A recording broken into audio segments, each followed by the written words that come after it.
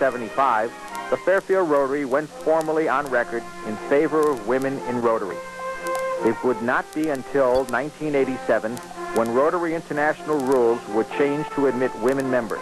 The Fairfield Club was one of the first service clubs to admit women when Donna Milne and Lois Stuck became Rotarians on August 10, 1987. The club now has 105 members who represent a major cross-section of the community. In addition to its support of Rotary's worldwide charities, the Fairfield Club has taken an active role in meeting local needs. Members have given generously with their own funds and time on many projects. On July 15, 1961, the first Rotary Club of Fairfield Antique Show was held. Despite a soggy start with 1.9 inches of rain, this event continues today as one of the club's major fundraising events. Rotarians taking turns behind the grill have burned more than one hot dog in the over 27 years of this now traditional event. The hot dog and hamburger soon gave way to kielbasa and someone's secret recipe for sauerkraut as the favorite lunchtime meal. The antique show became a family event. The addition of the cake booth brought the active involvement of spouses and the need for volunteers, which were met by third generations. Rotary's own version of daycare was introduced, although some would say Mac Lisek was just giving instructions to new volunteers. This annual event has been held at Tomlinson Field, Roger Ludlow High School, Fairfield University, and Sherman Green. Each head flea has sought to carry on traditions and yet test their imaginations to drum up excitement. In addition to bands, crowds have been entertained with bicycles and unicycle acts as they look for values from the over 100 dealers who set up their displays. Dealers are drawn from all over the Northeast, attracted by the quality of the show and the large crowds that turn out each year. Antique cars and smiling Rotarians giving their time have made this summer event not only profitable, but also a day of fellowship enjoyed by one and all. The club recognized the need for a second fundraising event. In 1974, at the urging of Uli Hellman, the club held a Rotary auction. Benefiting the burn unit at Bridgeport Hospital, the auction raised $4,400. However, while tried during the next few years, it failed to be a significant source of funds. In 1985, President Ken Johnson began a Valentine's Day sale.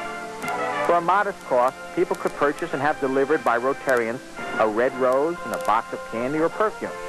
Now in its fourth year, this event has added significantly to the club's treasury. Over the years, many members have found opportunities to make individual donations to the club's treasury. Whether it's dollars for each year of your life or dollars for each mile you run, Rotary has benefited from its members' personal generosity.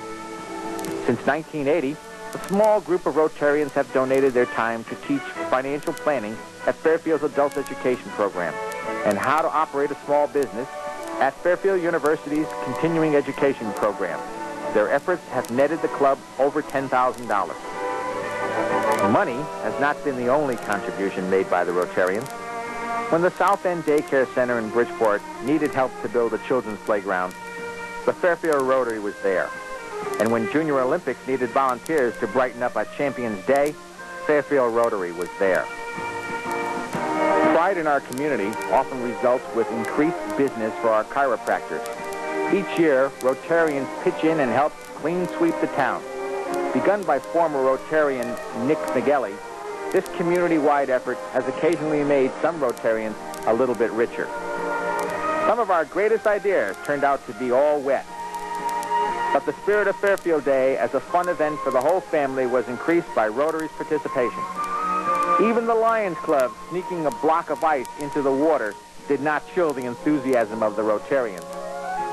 In 1965, District Governor Marcel Corbat suggested the club build a tax-exempt foundation which would produce income to be used for educational, charitable, scientific, or literary purposes.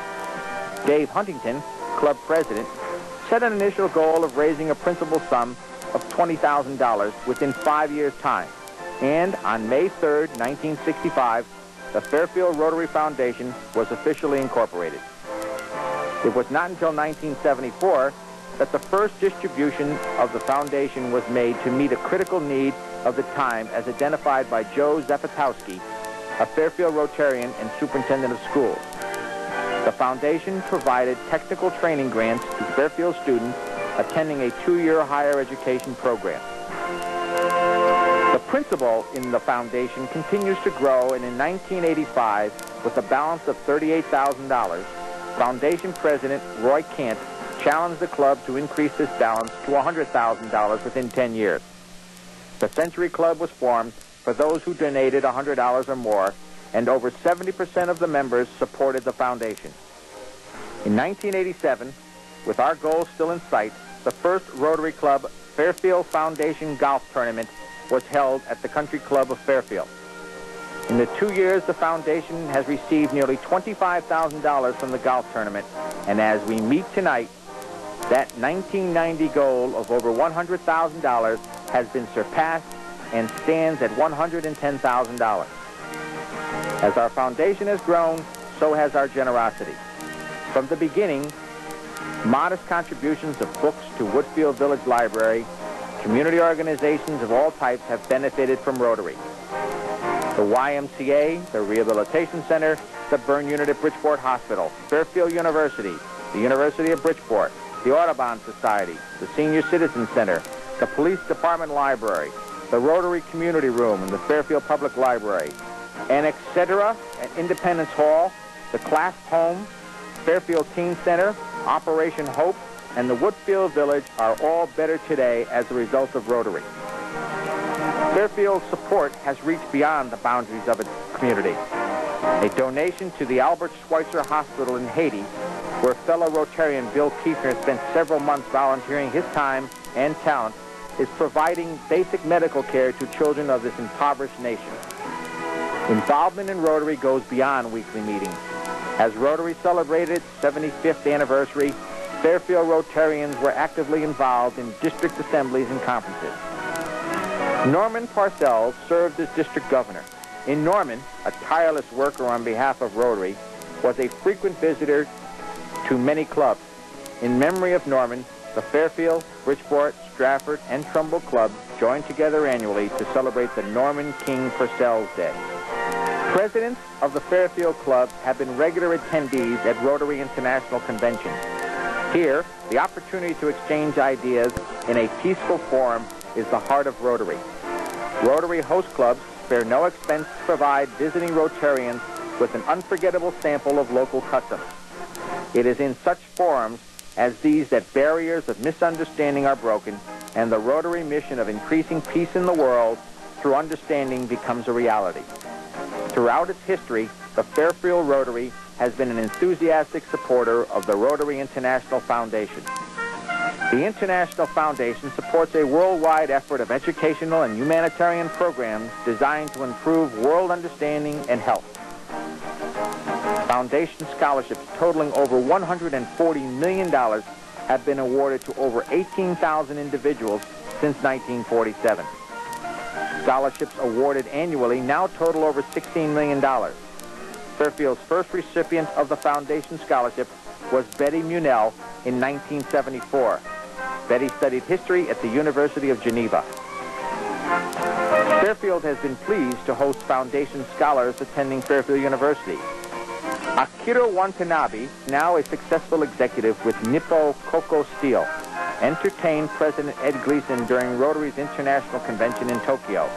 Years later, Akira still keeps in touch with his adopted American family, John and Pat Murray.